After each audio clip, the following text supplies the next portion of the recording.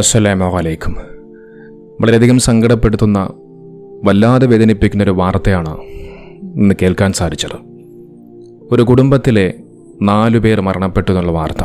കഴിഞ്ഞ ദിവസം മദീനയിലേക്കുള്ള യാത്രക്കിടയിൽ വാഹനാപകടത്തിൽ മരണപ്പെട്ടു പോയ ആ മലയാളി കുടുംബത്തിൻ്റെ വാർത്ത നമ്മെ എല്ലാവരെയും കണ്ണീരിലാഴ്ത്തുകയാണ്. ഒരു നിമിഷം കൊണ്ട് ഒരു കുടുംബം മുഴുവൻ ഈ ദുനിയാവിൽ നിന്നും വിട പറഞ്ഞു പോയിരിക്കുന്നു. മദീനക്ക് സമീപം ഇന്നലെ രാത്രി ഉണ്ടായ വാഹനാപകടത്തിൽ മലപ്പുറം സ്വദേശികളായ ഒരു കുടുംബത്തിലെ 4 പേർ മരിച്ചു. മലപ്പുറം വെള്ളിലെ സ്വദേശി നെടുവത്ത് കളത്തിൽ ജലീൽ 52, ഭാര്യ തസ്നി തോടെങ്കിൽ 40, മാതാവ് മൈമുനത്ത് കാക്കെങ്കിൽ, ജലീലിന്റെ മകൻ നെടുവത്ത് കളത്തിൽ ആദിൽ 13 എന്നിവരാണ് മരിച്ചത്. 3 പെൺമക്കൾ മദീനയിലെ 2 ആശുപത്രികളിലായി ചികിത്സയിലാണ്. ഇതിൽ ഒരാൾക്ക് നല്ല പരിക്കുണ്ട്. വാഹനത്തിൽ 7 പേരാണ് ഉണ്ടായിരുന്നത്. ജലീലിന്റെ ഉമ്മ, ഭാര്യ, മകൻ, 3 പെൺമക്കൾ. 7 മക്കളുള്ള ഇദ്ദേഹത്തിന്റെ മറ്റു 3 മക്കൾ നാട്ടിലാണ്. ജിദ്ദയിലെ അസ്കാനിലായിരുന്നു ഇവർ താമസം. UK പടി സ്വദേശികളായ ഇവർ ഇപ്പോൾ തിരൂർക്കാട് തോണിക്കരയിലാണ് താമസം. കുടുംബം സന്ദർശക വിസയിൽ എത്തിയതായിരുന്നു. ജിദ്ദയിൽ താമസക്കാരനായ ജലീൽ കമ്പനിയുടെ ആവശ്യാർത്ഥം 800 കിലോമീറ്റർ അകലെയുള്ള ഹായിലിൽ പോയി മദീന വഴി മടങ്ങുകയായിരുന്നു. മദീന കഴിഞ്ഞ് വാദി ഫർഹ പ്രദേശത്തിനടുത്തുള്ള അൽ യുത്തുമ എന്ന സ്ഥലത്ത് വെച്ചാണ് അപകടമുണ്ടായത്. രാത്രി 10:30 ഇവർ സഞ്ചരിച്ചിരുന്ന GMC യൂക്കോൺ പുല്ല് കൊണ്ടുപോകുന്ന ട്രക്കിന് പിറകിൽ ഇടിക്കുകയായിരുന്നുവെന്നാണ് പ്രാഥമിക വിവരം. അപകടത്തിൽപ്പെട്ടവരെ പല ആശുപത്രികളിലേക്ക് മാറ്റിയതും ഇവർ ദീർഘദൂര യാത്രയിലായതുമാണ് വിവരം പുറത്തേക്കെത്താൻ വൈകുന്നതിന് കാരണമായത്. ഇവരുടെ സ്പോൺസർ സംഭവ സ്ഥലത്തേക്ക് എത്തിയിട്ടുണ്ട്. നടപടികൾ പൂർത്തിയാക്കി മദീനയിൽ തന്നെ ഖബറടക്കാനാണ് ശ്രമം. മദീന KMCC നേതാക്കളായ മുഹമ്മദ് ഷെഫീഖ്, ജലീൽ തുടങ്ങിയവരുടെ നേതൃത്വത്തിൽ നടപടിക്രമങ്ങൾ പൂർത്തിയാക്കി വരികയാണ്. മലപ്പുറം സ്വദേശികളാണ് ആ കുടുംബം. മദീനയുടെ മണ്ണിൽ കണ്ണീർ പടർത്തിക്കൊണ്ടാണ് മലയാളി കുടുംബം യാത്രയാകുന്നത്.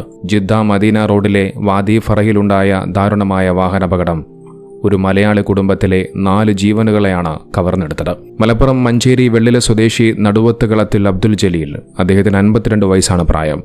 അദ്ദേഹത്തിന്റെ ഭാര്യ തസ്ന, അതോടൊപ്പം അദ്ദേഹത്തിന്റെ മകൻ ആദിൽ, അബ്ദുൽ ജലീൽ എന്ന് പറയുന്ന സഹോദരന്റെ മാതാവ് മൈമൂനത്ത് എന്നിവരാണ് ഈ ലോകത്തോട് നിന്നും വിട പറഞ്ഞു പോയത്. അബ്ദുൽ ജലീൽ എന്ന് പറയുന്ന സഹോദരൻ വർഷങ്ങളായ ഒരു പ്രവാസിയാണ്.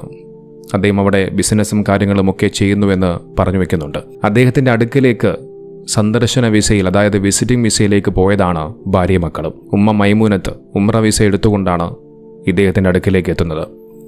അങ്ങനെ ഇവരെല്ലാവരും പരിശുദ്ധ ഹറമിൽ ഉംറ കർമ്മങ്ങളൊക്കെ നിർവഹിച്ചതിന് ശേഷം മദീനയിലേക്ക് പോകുന്ന വഴിയിലാണ് അപകടമുണ്ടാവുകയും മരണപ്പെട്ടു പോവുകയും ചെയ്യുന്നത്. മനസ്സു നിറയെ പ്രാർത്ഥനകളുമായി മദീനയിലേക്ക് തിരിച്ചതായിരുന്നു അവർ.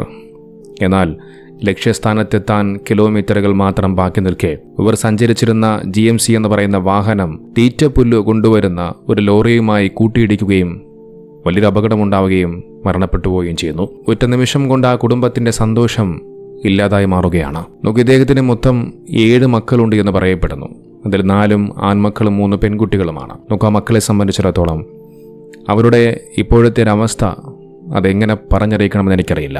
മാതാപിതാക്കളെയും സഹോദരനെയെല്ലാം നഷ്ടപ്പെട്ടു നിൽക്കുന്ന പെൺകുട്ടികളുടെ അവസ്ഥ, അള്ളാഹു എല്ലാം സഹിക്കാനും ക്ഷമിക്കാനുമുള്ള മനസ്സുകൂടെ അനുഗ്രഹിക്കട്ടെ. ആ വലിയ ദുരന്തത്തിലും വിധി ബാക്കി വെച്ചത് ജലീലിന്റെ 3 പെൺമക്കളെ മാത്രമാണ്. 15 വയസ്സുള്ള ആയിഷ, 9 വയസ്സുള്ള ഹാദിയ, 7 വയസ്സുള്ള നൂറ. ഇവരും സഞ്ചരിച്ചിരുന്ന വാഹനത്തിലുണ്ടായിരുന്നു. പരിക്കുകളോടുകൂടി ആശുപത്രിയിൽ കഴിയുകയാണ്. അള്ളാഹു ആ മക്കൾക്ക്, ആ പെൺമക്കൾക്ക് അള്ളാഹു എല്ലാ വിധത്തിൽ എന്തെങ്കിലും പ്രയാസങ്ങളും ബുദ്ധിമുട്ടുകളും ഉണ്ടായിട്ടുണ്ടോ, സർവേശ്വരൻ എല്ലാവിധ പ്രയാസങ്ങളും ബുദ്ധിമുട്ടുകളും മാറ്റി പൂർണ്ണമായ ആരോഗ്യം കൊടുത്ത് അനുഗ്രഹിക്കട്ടെ. ഉറ്റവർ നഷ്ടപ്പെട്ടതറിയാതെ ആശുപത്രി കിടക്കയിൽ വേദനയോടുകൂടി കഴിയുന്ന ഈ കുരുന്നുകൾ മലയാളികളുടെ ആകെ നോവായി മാറുകയാണ്. ജിദ്ദയിലെ പ്രവാസി സമൂഹത്തിനും അതോടൊപ്പം മഞ്ചേരിയിലെ നാട്ടുകാർക്കും ഒരുപോലെ ഇഷ്ടപ്പെട്ട ഒരു മനുഷ്യനാണ് അബ്ദുൽ ജലീൽ എന്ന് പറയുന്നത്. അദ്ദേഹത്തിന്റെ നാട്ടുകാർക്കും കുടുംബക്കാർക്കും അദ്ദേഹത്തിനെ കുറിച്ച് നല്ലത് മാത്രമേ പറയാനുള്ളൂ. എല്ലാവരെയും സഹായിക്കുന്ന നല്ല മനസ്സിന്റെ ഉടമയായ ഒരു മനുഷ്യനാണെന്നാണ് പറഞ്ഞു വെക്കുന്നത്. നമുക്ക് അബ്ദുൽ ജലീൽ എന്ന് പറയുന്ന പ്രിയപ്പെട്ട സഹോദരൻ, അദ്ദേഹത്തിന്റെ കുടുംബാംഗങ്ങൾ അദ്ദേഹത്തെക്കുറിച്ച് പറയുന്ന കുറച്ച് കാര്യങ്ങൾ നമുക്കൊന്ന് കേൾക്കാം. 3 മക്കൾ, 3 കുട്ടികൾ ഇവിടെ ഉണ്ടായിരുന്നു, നാട്ടിലുണ്ടായിരുന്നു. അവർ 3 പേരും, പിന്നെ 2 പെങ്ങന്മാരും, പിന്നെ ഒരു പെങ്ങളെ മകനും, പിന്നെ എൻ്റെ ഇളച്ചനും, പിന്നെ അവൻ്റെ ഭാര്യയും. അപ്പോൾ 7 പേരാണ് ഇപ്പം പോയിട്ടുള്ളത് അങ്ങോട്ട് 3 കുട്ടികളടക്കം. ജലീൽ അവിടെ ബിസിനസ് ആയിരുന്നല്ലോ, ഇവിടെയൊക്കെ വലിയ ബന്ധവും വളരെ സജീവമായിട്ടുള്ള ഒരാളായിരുന്നു എന്നാണ് മനസ്സിലാക്കാൻ കഴിയുന്നത്. അതെ അതെ, അപ്പം എല്ലാവർക്കും ഒരു സഹായിയായിരുന്നു. പ്രയാസങ്ങളുള്ളവർക്കൊക്കെ കണ്ടെത്തി മനസ്സിലാക്കിയിട്ട് ചെയ്യുന്നൊരു വ്യക്തിയായിരുന്നു. 2 മാസമായിട്ടുള്ളൂ ഉമ്മാനെ അവിടെ ഒന്ന് കൊണ്ടുപോയിട്ട്. ഫാമിലിയൊക്കെ അവിടെ തന്നെ താമസവും, കുട്ടികളെ പള്ള ഭാഗമായിട്ട് ഇവിടെ 3 പേര് ഇവിടെ നിന്നതായിരുന്നു. ഞങ്ങൾ ഇന്നലെ രാത്രിയിലാണ് വിവരം അറിയുന്നത് ഇങ്ങനെ സംഭവം നടന്നു എന്നുള്ളത്. ഇപ്പം മയ്യത്ത് മാറുന്നത് മദീനയിൽ തന്നെയാണ്, അങ്ങനെയാണ് ഇപ്പോൾ തീരുമാനിക്കപ്പെട്ടത്. അപ്പോൾ 4 മണിൻ്റെ ഫ്ലൈറ്റിനാണ് ഒരു എയർപോർട്ടിൽ നിന്ന് പോകുന്നത്, കൊച്ചിയിൽ നിന്ന്. ഇപ്പം മറ്റ് കുട്ടികൾക്കൊക്കെ അവിടെ പരിക്കുണ്ടായിരുന്നു, പക്ഷെ അവർക്കൊക്കെ ഒരു ആശ്വാസകരമായി ബാക്കിയുള്ളവർക്ക് അത്ര കുഴപ്പമില്ല, ഡിസ്ചാർജ് ചെയ്തിട്ടുണ്ട് മക്കളൊക്കെ. ഒരാൾ കുറച്ച് ഓപ്പറേഷൻ ഉണ്ട്, ഒരു കുട്ടിക്ക് 2 ഓപ്പറേഷൻ നടന്നുകൊണ്ടിരിക്കുകയാണ്. ഇപ്പോൾ കാലിനും നെഞ്ഞിനൊക്കെ നല്ല തലക്കൊക്കെ പരിക്കുണ്ട്.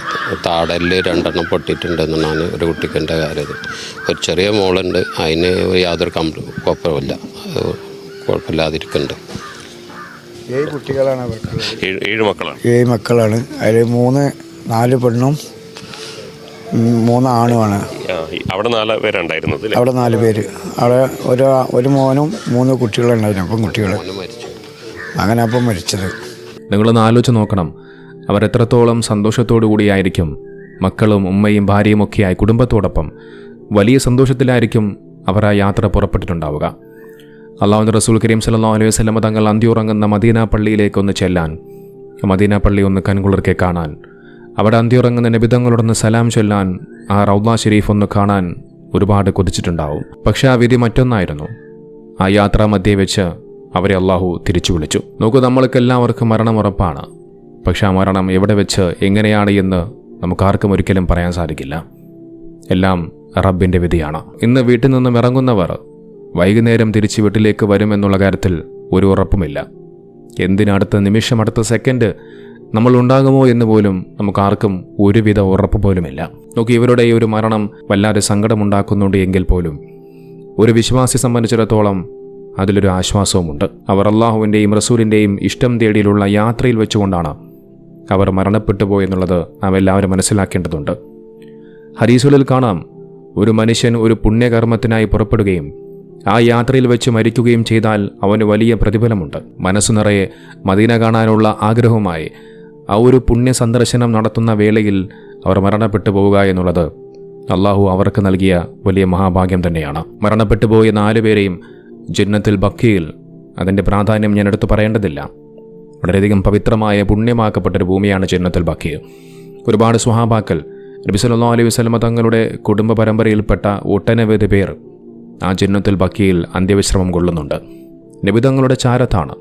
അവിടെ അടക്കം ചെയ്യാൻ ഭാഗ്യം ലഭിച്ചു ഈ 4 പേർക്കും. അതുതന്നെ ഒരുപക്ഷെ അള്ളാഹു അവർക്ക് നൽകിയ ഏറ്റവും വലിയ മഹാഭാഗ്യമാണ്. അല്ലാഹു സുബ്ഹാനഹു വ തആല അവർക്ക് സ്വർഗം പ്രദാനം ചെയ്യുമാറാകട്ടെ. ആശുപത്രിയിൽ കഴിയുന്ന മറ്റുള്ള കുട്ടികൾക്ക് അള്ളാഹു എല്ലാ വിധത്തിലുമുള്ള പ്രയാസങ്ങളും ബുദ്ധിമുട്ടുകളും മാറ്റി അവർക്ക് അള്ളാഹു പൂർണ്ണമായ ആരോഗ്യം നൽകി അനുഗ്രഹിക്കുമാറാകട്ടെ.